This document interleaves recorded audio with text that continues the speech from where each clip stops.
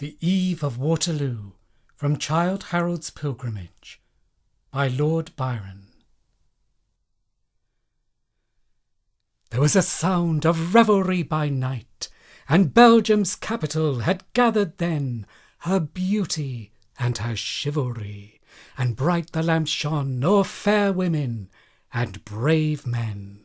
1,000 hearts beat happily, and when music arose with its voluptuous swell, soft eyes looked love to eyes which spake again, and all went merry as a marriage bell.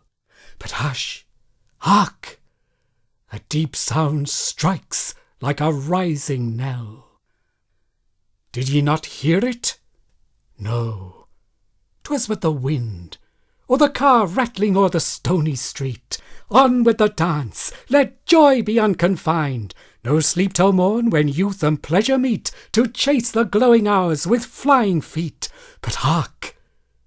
That heavy sound breaks in once more, as if the clouds its echo would repeat, and nearer, clearer, deadlier than before.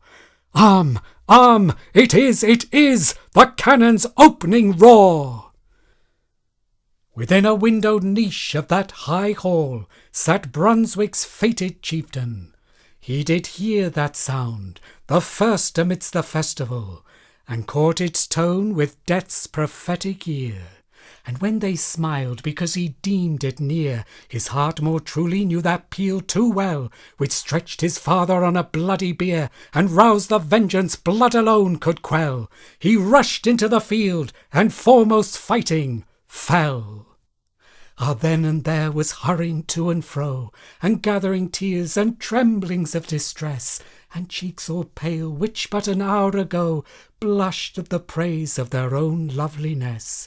And there were sudden partings, such as pressed the life from out young hearts, and choking sighs which ne'er might be repeated.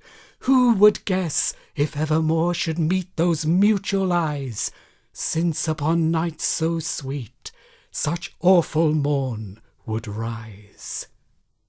And there was mounting in hot haste the steed, the mustering squadron, and the clattering car, when pouring forward with impetuous speed, and swiftly forming in the ranks of war.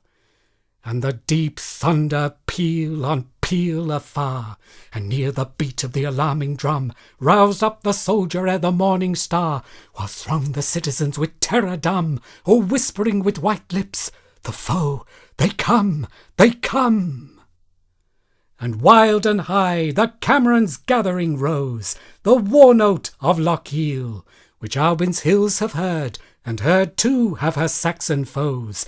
How in the noon of night that pibroch thrills, savage and shrill! But with the breath which fills their mountain pipe, so fill the mountaineers with the fierce native daring, which instills the stirring memory of 1,000 years, and Evans, Donald's fame, rings in each clansman's ears. And Ardennes waves above them her green leaves, dewy with nature's teardrops as they pass, grieving, if aught inanimate e'er grieves, over the unreturning brave.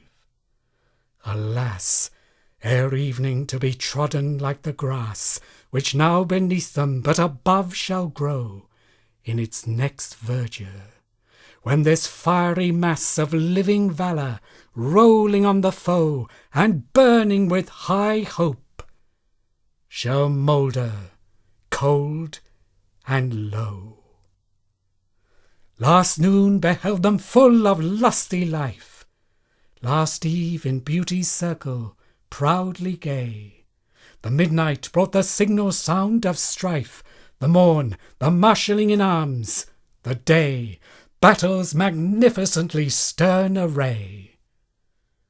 The thunder clouds close o'er it, which when rent, the earth is covered thick with other clay, which her own clay shall cover, heaped and pent, rider and horse, friend, foe, in one red burial blent.